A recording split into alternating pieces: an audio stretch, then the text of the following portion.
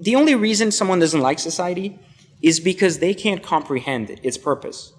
The purpose of a democracy or society or dictatorship is control. Right.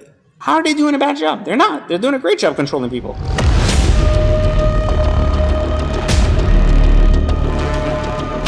How do people in society get regulated?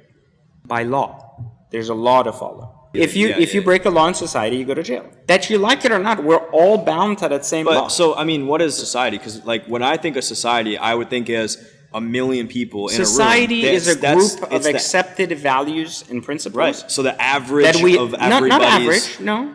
Just the group. It's a group of laws that are basically common accepted knowledge. So when you say this is common sense, in a societal realm, it's law-based. It's common sense not to run a red light because it's an infraction, right? Right. But in a society, that's the beauty of society. It's a black and white concept. There are areas where you can navigate the gray. The control perimeters are there. The four walls are clearly there. And what I'm saying is when you argue that someone says, well, they're $50,000 a year employee, society doesn't keep them there. They keep themselves. How many people go home after their job, which they hate, and sit in front of a computer and learn a new skill, take a master class, follow through with their things? Hopefully everybody, but obviously not. Maybe 1%. Yeah. How many people have a job right now that they don't love? They go, I don't like working for Microsoft. I hate it. Like, I go there every day. It makes me depressed. How long have you been unhappy with your job? Oh, maybe like a year. I've been kind of like wishy-washy. Didn't really like feel a passion anymore. How many jobs per day have you applied for to get out of there? Yeah. Oh yeah, none. Well, but that's I don't understand that. Because that's the excuse of comfort. Then you go, well, I got a mortgage, I got kids. Well, listen, nobody said you got to go be an entrepreneur and that might risk everything. I said, when was the last time you applied for a job somewhere else? Right. Well, what if that job doesn't respect me and they fire me quickly? Well, of course, that's the risk. But what if you're stuck in the job you have for 5 years and you're unhappy then? Right. You're unhappy now. The question isn't why haven't you left? The question is why aren't you trying to leave? Right.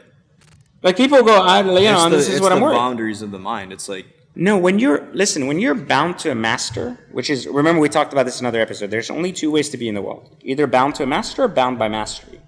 When you're bound to a master, you're exchanging your freedom of time for freedom of comfort.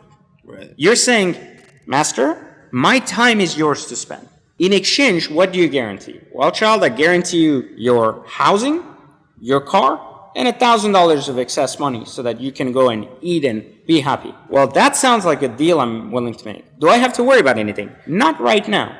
That's someone who's bound to a master. Now, you gave up your time. Like if they decide the company's not going to change and we're going to relocate you to this place, you've chosen that path. Mm-hmm. Now, one has to understand that all of us are bound to master because it's the beginning.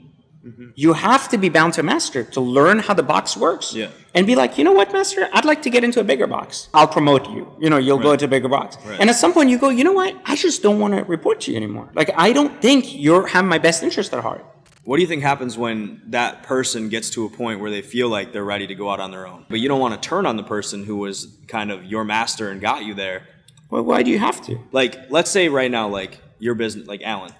He's like, look, dude, like we make good money together, but I feel like I would make more money elsewhere. Mm-hmm. I love you as a person. I don't want to like ruin our relationship, but I'm going to go and do this on my own now. So two things happen. First off, I have a contingent plan for that. Now. So, but can you? It's the master's role. Would you get mad at him, or no.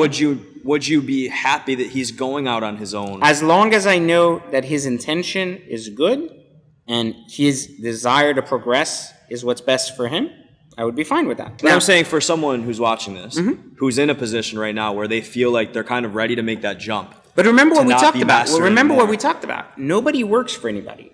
Masters use you as much as you use masters. Yeah. And I always tell people in my Instagram posts, you change or the world changes you. Change is inevitable. Yeah. The question is who changes who. Yeah. And I think people are so set on playing the game, right? Like by not playing it, by just being there and waiting for it to happen to them. Right. I'll give you even another example. When I was in banking and I got my first job as a manager, and it was a big deal. I was a young kid. I didn't speak very like amazing English. I never graduated. I didn't write that well, like and everything else. But I was still really good in sales and service, so I got this job. And I remember I sent an email to my team, and my team was like much older than me. So they all like were like waiting for me to fail. They were like, oh, this clown came out of nowhere. He shouldn't even have this job. Yeah. And I remember I sent an email, tons of typos and errors and shit. And one of the employees is like, oh, good thing to know the boss doesn't know how to write. I was like, you're right. So I said, you know what has to happen? Instead of fighting with anger and aggression, I said, listen, you're right. I apologize. Let me take that email back. And you know what I did? I went to another branch and I found a teller that was like an English major. And I go, listen, I'm going to pay you $1,000 a month. I'm going to send you an email before I send it out. You're going to correct it for me. And I was making only $4,000 a month in my pocket. So I gave up a quarter of my salary. Right. So that I never gave the word to anybody else to have the balls to come to me and be like, you can't write. But so instead of saying, I'm your boss, you better be quiet, I said, you're right. Someone trusted me with this job, assuming I knew how to read and write properly, so that you ensure you can live up to what you promised you would do for the money. Right. And if people are going to look at me as a joke, then I'm going to change that. Mm-hmm. So what I'm saying is owning your growth, owning your shortfalls is the key to progress. Mm-hmm. So what I'm saying is you always got ahead. I always got ahead anyways of what I could do. And a lot of people tell me, well, that's why you are who you are. Because you're always thinking about like, what are the shortfalls I'm going to encounter? Right.